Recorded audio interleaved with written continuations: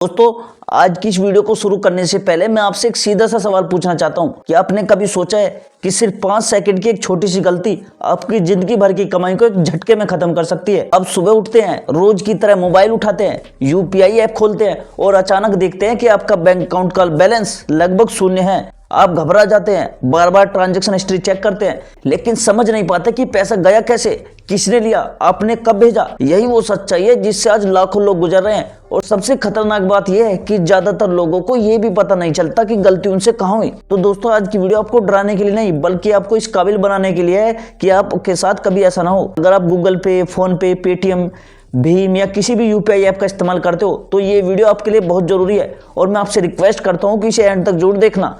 आज यूपीआई हमारी रोजमर्रा की जिंदगी का हिस्सा बन चुका है। सब्जी खरीदनी हो, दूध का पेमेंट करना हो, मोबाइल रिचार्ज करना हो, बिजली का बिल भरना हो या किसी दोस्त को तुरंत पैसे भेजना हो, सब कुछ सेकंडों में हो जाता है। पहले जहां एटीएम की लाइन लगती थी, बैंक के चक्कर काटने पड़ते थे, अब वही काम मोबाइल से हो जाता है। लेकिन हर सुविधा अपने साथ खतरे भी लेकर आती है।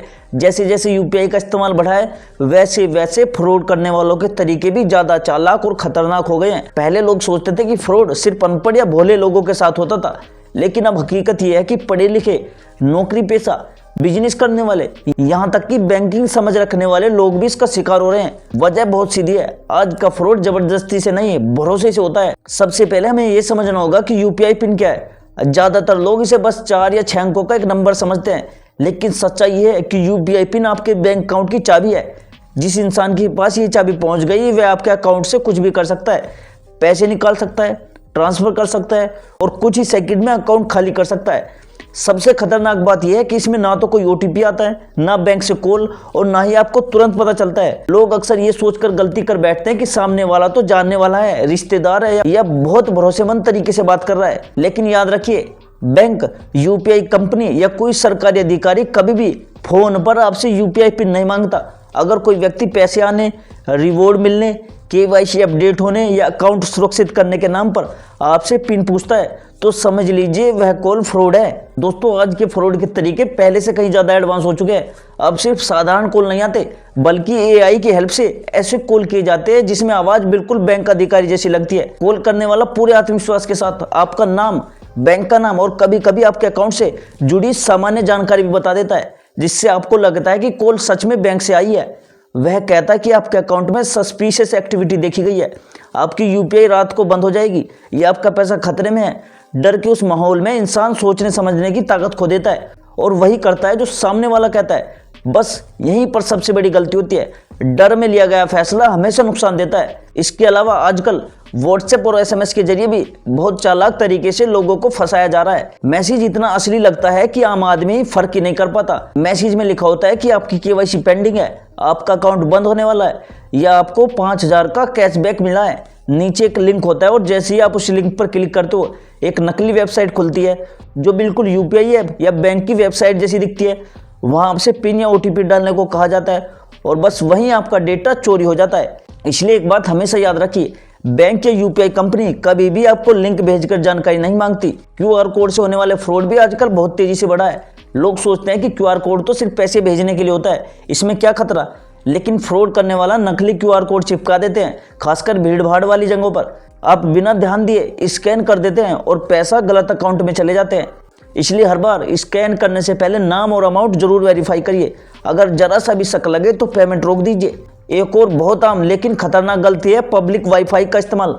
रेलवे स्टेशन, मॉल, कैफे या बस स्टैंड पर मिलने वाले फ्री वाईफाई देखने में तो अच्छे लगते हैं, लेकिन यूपीआई पेमेंट के लिए बहुत बड़ा रिस्क है। ऐसे नेटवर्क पर आपकी डेटा आसानी से चोरी किया जा सकता है। कोशिश करें कि यूपीआई हमेशा अपने मोबाइल डेटा या किसी सुरक्षित निजी नेटवर्क से ही करो। अब बात करते हैं दोस्तों उन सावधानियों की जिन्हें अगर आप रोज की आदत बना लो तो यूपीआई फ्रॉड का खतरा बहुत हद तक कम हो सकता है।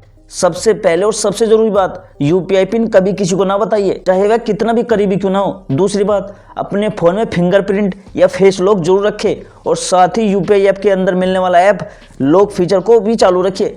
इससे अगर आपका फोन किसी और के हाथ लग भी जाए तो वह सीधे पेमेंट नहीं कर पाएगा। तीसरी बात, एक से ज्यादा यूपीआई ऐप इस्तेमाल करने से बचो। बहुत लोग सोचते हैं कि ज्यादा ऐप होंगे तो सुविधा ज्यादा होगी, लेकिन हकीकत में इससे ज्यादा कंफ्यूजन बढ़ता है और गलती होने की संभावना बढ़ जाती है। एक भरोसेमंद ऐप चुनिए और उसी का इस्तेमाल कीजिए। चौथी बात, अपने फोन और यूपीआई ऐप को हमेशा अपडेटेड रखें। पांचवी और बहुत जरूरी आदत है ट्रांजैक्शन हिस्ट्री चेक करना। हफ्ते में कम से कम 2 बार अपनी यूपीआई हिस्ट्री जरूर देखिए। कई बार फ्रॉड करने वाले छोटी छोटी रकम काटते हैं ताकि आपको तुरंत शक न हो। अगर आपको कोई भी अनजान या संदिग्ध ट्रांजैक्शन दिखे तो तुरंत बैंक या यूपीआई कस्टमर केयर से संपर्क कीजिए। अब सवाल यह है कि अगर गलती से फ्रॉड हो जाए तो क्या करें। सबसे पहले घबराएं नहीं। जितनी जल्दी आप एक्शन लेते हो उतनी ही ज़्यादा संभावना होती है कि आपका पैसा बच जाएगा। तुरंत अपने यूपीआई ऐप में जाकर फ्रॉड या अनऑथराइजेशन ट्रांजैक्शन की शिकायत दर्ज करें। उसके बाद अपने बैंक की हेल्पलाइन नंबर पर कॉल करें और पूरी जानकारी दें। साथ ही 1930 साइबर क्राइम हेल्पलाइन पर कॉल करें या cybercrime.gov.in पर शिकायत दर्ज करें। याद रखिए, समय यहाँ सबसे बड़ा फैक्टर होता है। पहले घंटे में की गई शिकायत कई बार पूरा पैसा बचा सकती है। दोस्तों, वीडियो के एंड में मैं आपसे बस यही कहना चाहता हूँ कि यूपीआई खुद में कोई खतरा नहीं है, खतरा है हमारी लापरवाही। अगर हम थोड़ी भी सावधानी रख ले, सही जानकारी रखें और बिना सोचे समझे किसी पर भरोसा ना करें तो यूपीआई हमारी लाइफ को आसान बना सकता है, मुश्किल नहीं। यह वीडियो दोस्तों बनाने का मेरा मकसद व्यूज पाना नहीं था, बल्कि यह सुनिश्चित करना है कि आपके मेहनत के पैसे सुरक्षित रहे। अगर दोस्तों इस वीडियो से एक भी इंसान का पैसा बच जाता है तो समझ लीजिए मेरा काम सफल हो गया। अगर दोस्तों आपको ये वीडियो उपयोगी लगी हो तो इसे लाइक जरूर करिएगा, क्योंकि दोस्तों वीडियो बनाने में बहुत मेहनत लगती है, बहुत रिसर्च लगती है, तो एक लाइक जरूर करिएगा। और दोस्तों अपने घर वालों और दोस्तों के साथ भी शेयर जरूर करो, क्योंकि जानकारी जितनी फैलेगी फ्रॉड उतना ही कम होगा। और चैनल को सब्सक्राइब करें ताकि ऐसी जरूरी और सच्ची जानकारी आप तक समय पर पहुंचती रहे। याद रखें दोस्तों, डरने की जरूरत नहीं, बस जागरूक रहने की जरूरत है। तो दोस्तों मिलते हैं अगली वीडियो में एक नई जानकारी, एक नए अपडेट के साथ। तब तक के लिए जय हिंद, जय भारत।